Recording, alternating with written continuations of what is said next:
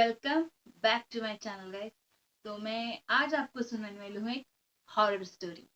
तो बिना कोई देर करते हुए आज की स्टोरी शुरू करते हैं। तो आज मैं आपको जो स्टोरी सुनाने वाली हूँ वो है हवेली की, भूतिया हवेली की।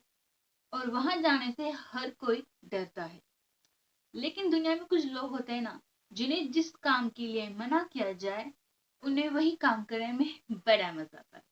तो वैसे ही एक लड़का था और उस लड़के का नाम हम रखेंगे रमेश। रमेश एक ऐसा लड़का है जिसे भूतों और प्रेतों में बिल्कुल भी विश्वास नहीं है। और वो उस हवेली के अंदर चला जाता है और वो काफी देर तक हवेली में घूमता रहता है, लेकिन उसे कुछ नेगेटिव एनर्जी या फिर ऐसा कुछ फील नहीं होता। और वो उसके दोस्त से कहता है, यार देख, मुझे लग रहा है ना, इस हवेली में ना ऐसी कोई बात है नहीं। लोग शायद इस हवेली से दूर रखने के लिए कोई झूठी अफवाहें फैलाते हैं कि इतनी बड़ी और इतनी अच्छी हवेली है, शायद इसमें कोई खजाना छिपा हुआ हो। तो उसका दोस्त कहता है, रमेश का दोस्त रमेश से कहता है कि हो सकता है कि ये सारी बातें सच हो, क्योंकि अफवाह फैलाकर किसी को क्या ही फायदा होगा। फिर रमेश कहता है, देखो यार, मुझे कुछ नहीं पता, शायद कोई ना कोई राज हो इस हवेली का।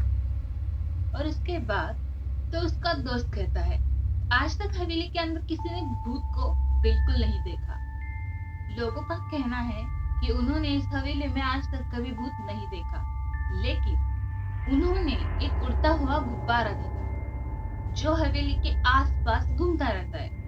और वो घूमता है, लेकिन वो दूसरी जगह पर कभी नहीं जाता, वो बस हवेली के आसपास ही घूमता रहता है और उस गुब्बारे को कोई नहीं पकड़ सकता।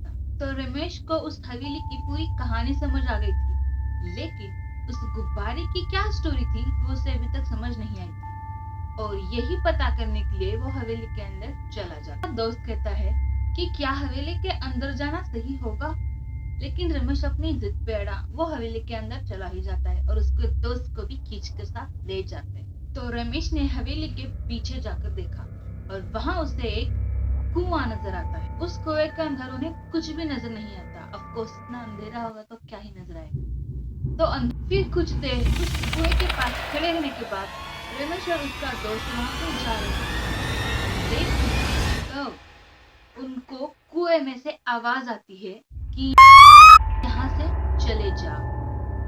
रमेश सोचता है, मतलब कहाँ से आवाज आ रही है। वो आसपास देखता है तो उसका ध्यान कुएं की तरफ जाता है और कुएं में से आवाज आ रही थी जैसे कि यहाँ से चले जाओ, यहाँ से चले जाओ, ऐसी आवाज आ रही थी कुएं से। रमेश था बहुत ही हिम्मत वाला, तो वो कुएं के पास जाता है और वहां आवाज लगाने जाता है, क्या कोई है कुएं के अंदर, क्या कोई है कुएं के अंदर। लेकिन रमेश को उसका जवाब नहीं मिलता। लेकिन अब वो हवेली पहले की जैसी नहीं थी। उस हवेली की दीवारों का रंग उड़ चुका था। जो सामान या जो कुछ भी बचा हुआ था उसको पूरी तरीके से जंग लग चुका था। हर तरफ जाले ही जाले और उसमें अंधेरा। आप इमेजिन कर सकते हो वो हवेली की पूरी इमेज कैसी होगी।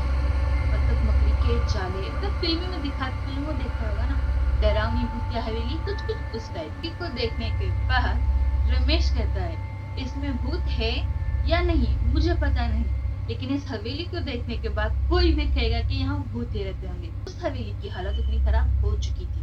आते हैं और गुब्बारे की तलाश करने लग जाते। वो लोग ऐसे ही हवेली घूम रहे, घूमते घूमते ऊपर वो एक कमरे में पहुंच जाते हैं। तो रमेश का दोस्त कहता है कि मुझे यार यहाँ कोई गुब्बारा नजर नहीं आ रहा और मुझे नहीं लगता कि यहाँ कोई गुब्बारा होगा। तो रमेश का दोस्त कहता है कि मुझे लगता है यहाँ हमें कुछ नहीं मिलने वाला, तो हमें वापस चले जाना चाहिए। पर रमेश का कहना था कि अब हम इतने अंदर तक आ ही चुके हैं तो कुछ देर और हवेली घूम लेते हैं और वापस चले जाते हैं। लेकिन वो उस कमरे में थे, वहां पर एक खिड़की थी और खिड़की से उन्हें सीधा कुआं दिख रहा था। उस कमरे की खिड़की से उनकी नजर कुएं पर चल जाती है और कुएं को देखकर ऐसा लग रहा था कि उसमें कोई रहता हो। लेकिन जब उन्होंने पास से कुआं देखा था तब उन्हें ऐसा कुछ भी नजर नहीं आया था। लेकिन जब वो उस कमरे से देख रहे थे तो उन्हें उस कुएं में ऐसा लगा कि जैसे कोई उसमें रहता हो।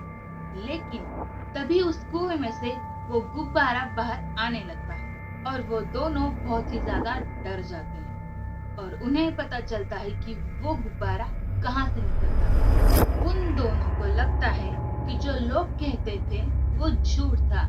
इस हवेली में कोई गड़बड़ नहीं है, जो भी गड़बड़ है उस कुएं में है।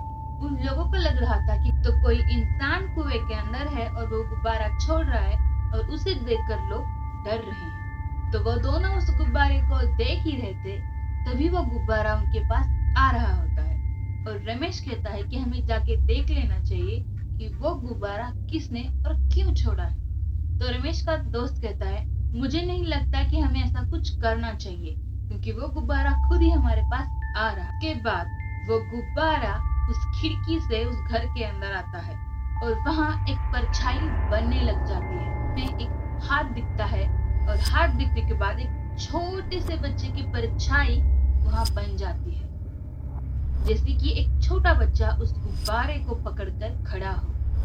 आप इमेजिन कर सकते हैं कि वो नजारा कैसा होगा। मतलब वो गुब्बारा खिड़की से आया, उन्हें लगा नॉर्मल गुब्बारा किसी ने छोड़ा है।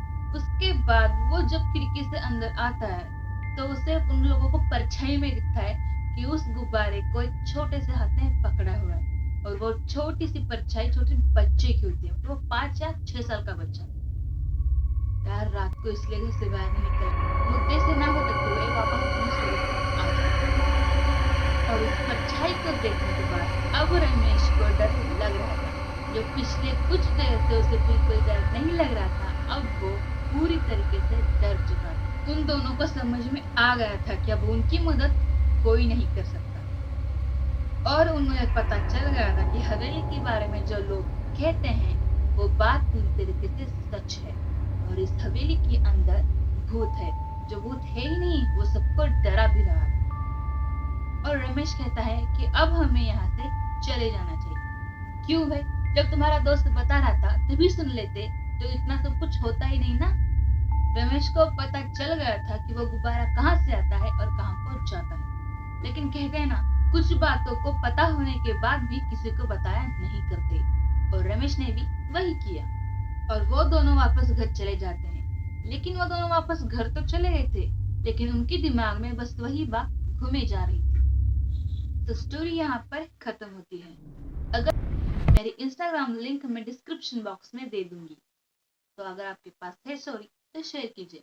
अगर आपको स्टोरी पसंद आई तो लाइक, शेयर और कमेंट जरूर कीजिएगा। तो मिलते हैं नेक्स्ट वीडियो में।